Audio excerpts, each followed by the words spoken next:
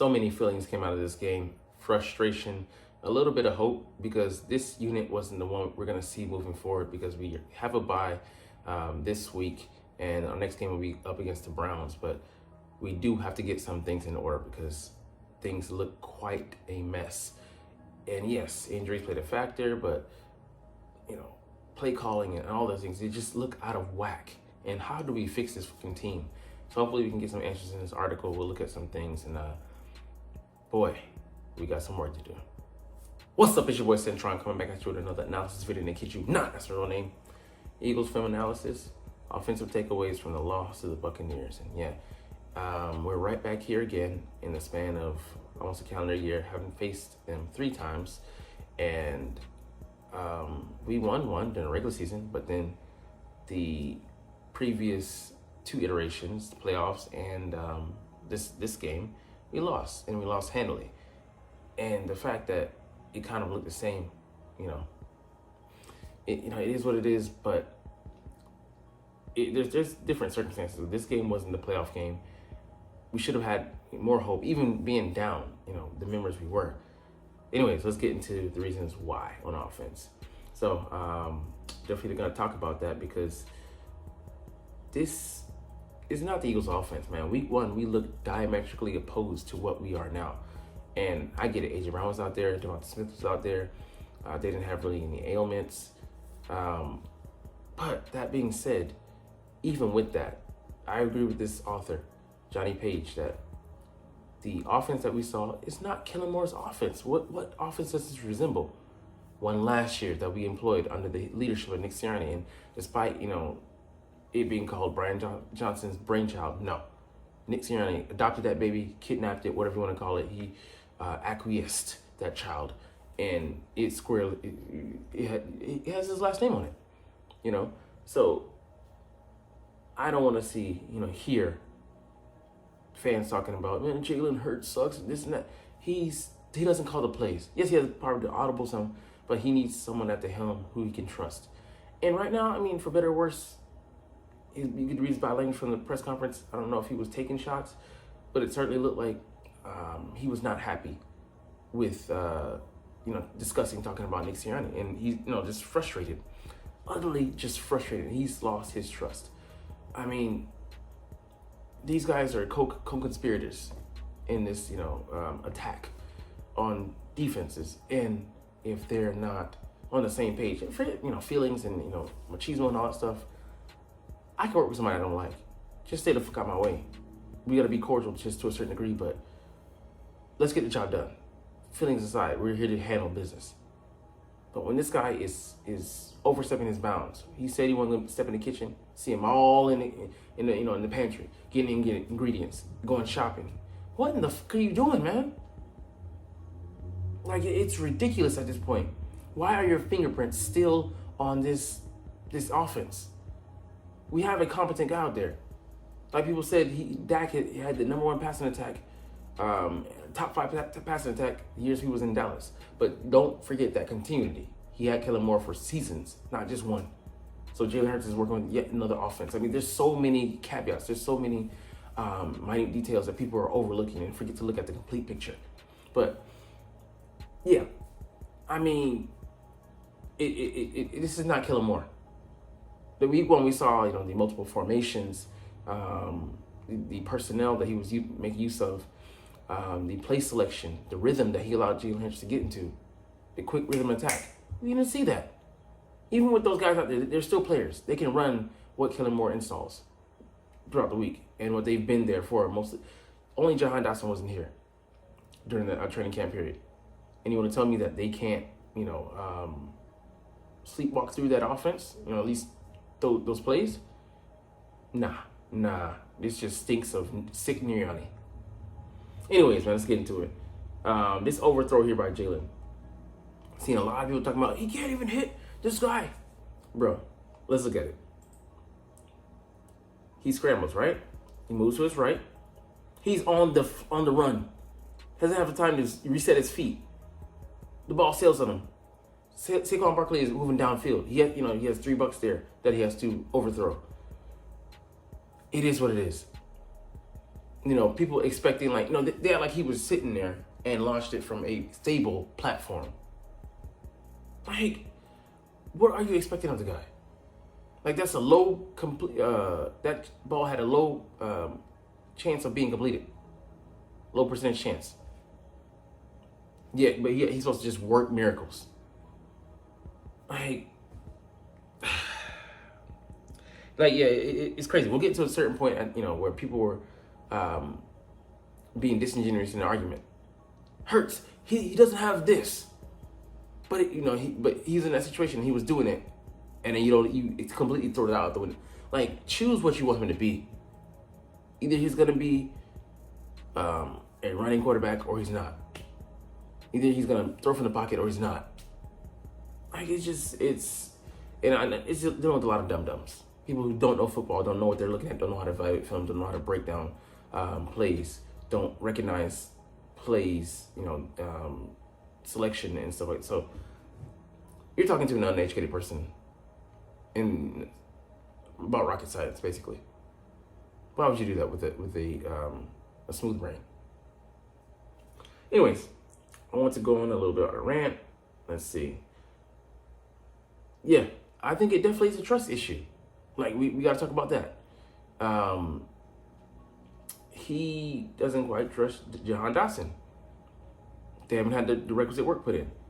But it is concerning that it's taking, things to collapse to this degree offensively with injuries for him to trust Dallas Goedert again when he should be one of his trusts. He's one of the big three. And he's kind of the redheaded stepchild being ignored. But, I mean, he had to trust Paris Campbell on that throw. He threw, touchdown. But, they got to work this out. And I just think Nick Sirianni's philosophy has seeped into Jalen Hurts' DNA. Big play, explosive.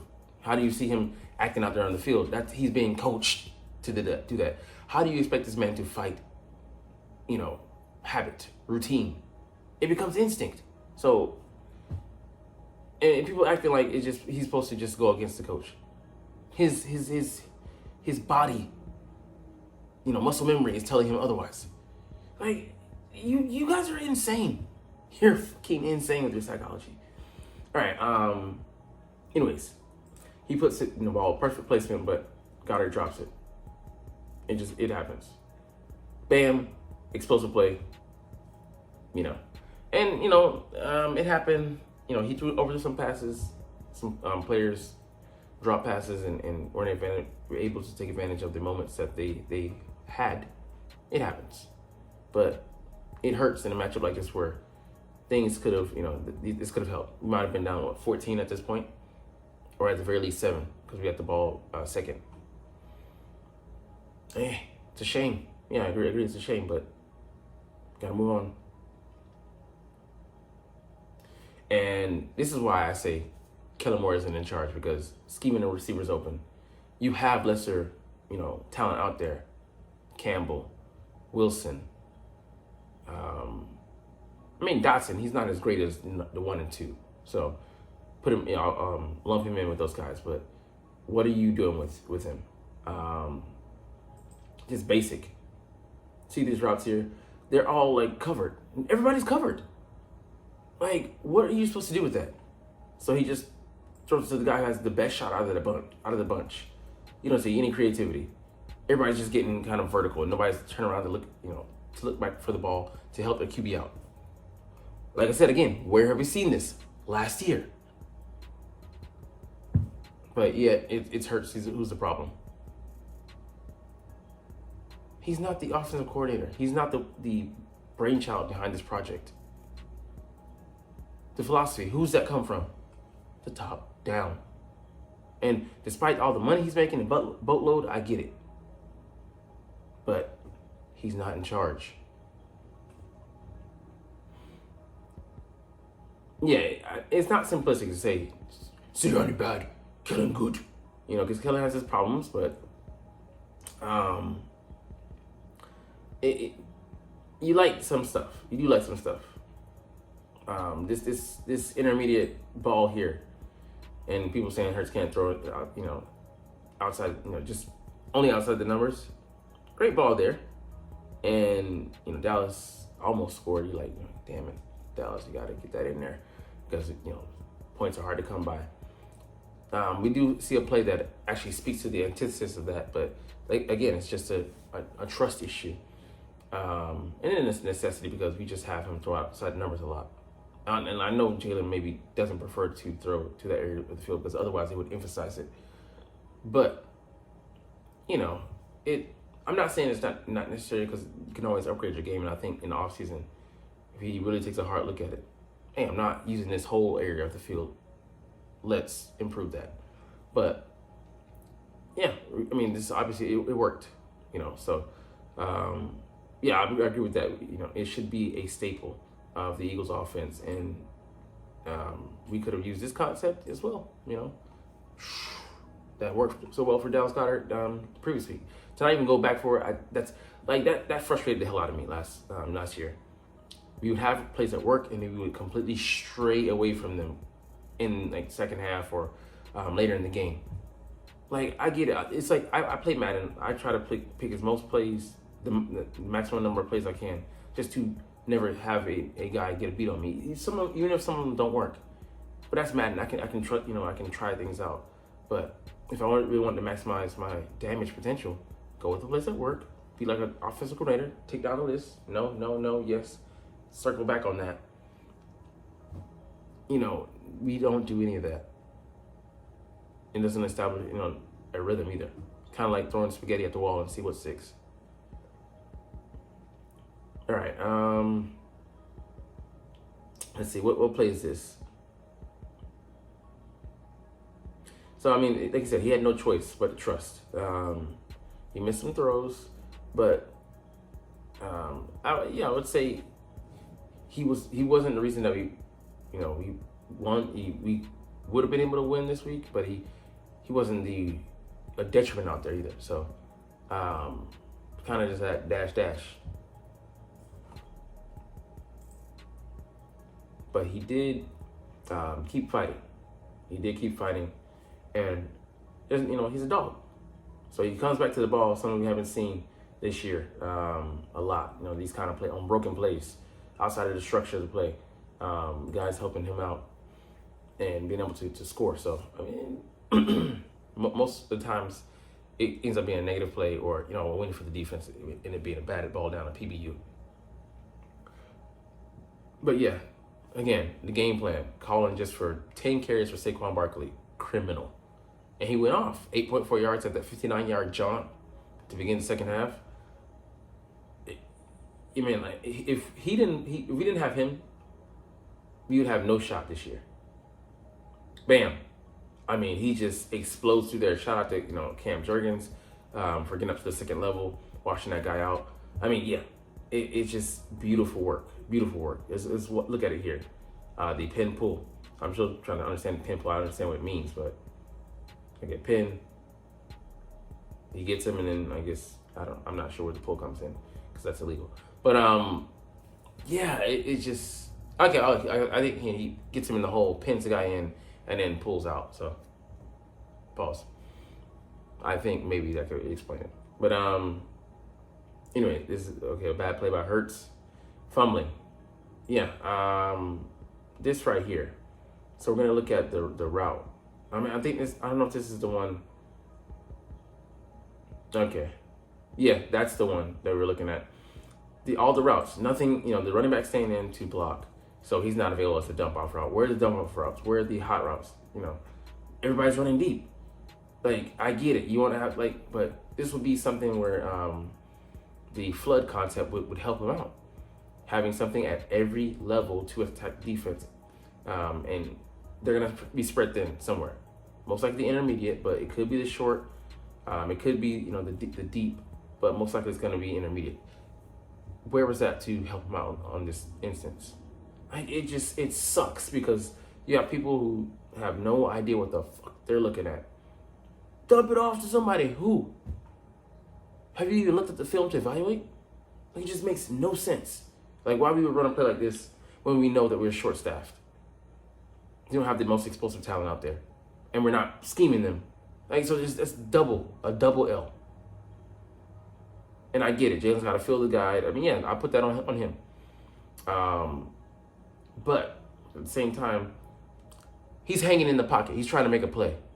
But yeah, he has, he shifted. He dodged the guy where it should, it would have been a sack if he didn't move. Wait, no, he needs to climb up. Oh, yeah, I heard some idiot say he needs to climb up the block pocket here. And he steps into a sack, and then you get mad at him because he has zero pocket awareness. Shifts there, moves the guy. He steps up any further, that guy is going to get a hand in there. Like, he has to keep sliding. He's close enough. He's closing in. He's going to get Jalen. So if he doesn't get him, he will. So shut the fuck up if you don't know what the fuck you're looking at, man. It's insane. All right. And exactly. Because people say he can't see the middle of the field. He has no awareness to throw there. Doesn't make use of, all areas. Look. Bam, in cutting route. Bam. There you go. Happy. Shut the fuck up. Like, man, it's annoying. All right, he's his worst play of the game. Yeah, he did look for Jahan Dotson. I think because we don't emphasize him enough, what the play caller has to do, and Shane Steichen was good about this. He was good at divvying up plays that highlighted each player. Well, the big three, and then he would try to get the Quez, who if he could, and some of the other lesser talent. But you got to focus on each guy, because if you don't highlight them, even if the plays don't work, you can say, "Hey, I tried to get it to you. I went to you a number of times that game. Didn't work, didn't pan out, but we tried." They don't highlight Jahan Dotson in his offense. He's number 3, and that's kind of the role of that guy in our offense. But if you want Jalen to build some chemistry with him, you got to put in the sweat equity. You don't invest anything, you won't get anything.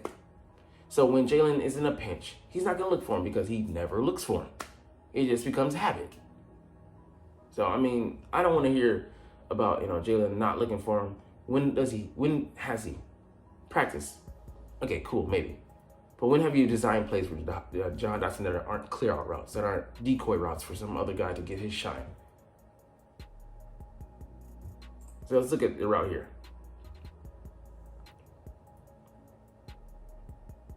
All right. Yeah, he gets on, behind the line. Yeah, there he does. But by the time Jalen looks, it's too late, So, yeah, that's on Jalen. He has to look over there. But when a guy's not on your radar, we ain't checking for him. Why would you in a pinch? You're going to go with your first, reaction, your default. All right. Yeah. So I get it. We were short staffed, and people say, we should have known going into this game. We had no shot. No. Each and every week, I mean, that's why my prediction record is kind of like low. I have more games won predicted than lost, but it's not looking so good because there's been some unpredictability in this first quarter of the season. That being said, if we stuck to, like I said in previous videos, shorts, we had stuck to a certain script, we had a good chance of winning this game, but we severely lowered our chances. We played right into the defense's hands, and their job's easier by going with the game plan we did. And on defense as well. They took a page out of the Washington Commanders and several other teams we played last year. Got the ball out of the QB's hands quick. We didn't adjust. What other results should we expect? Like, it's just pathetic. But hey, we'll see after the bye what changes they make, and whether we look completely different when healthy, and if the play calling looks like week 1 or not, because we could still see how much Palpatine, aka Signoriani, has his freaking grubby, dirty, grimy hands all over this freaking offensive unit. When we need to just be offensive with him. Stay the fuck out. Stay the fuck away. Anyways, we'll get up out of here because you're not even watching though, but it's all good because I love making these videos and I love talking about the freaking sticking Philadelphia Eagles, even when we're struggling this bad. So we'll do this officially, but as always, it's Fly Eagles Fly, and let's motherfucking like, comment, share, and subscribe if you like. Thanks for watching. Check me out at Centron Anime, Centron Life, or Centron Laughs, or other social media.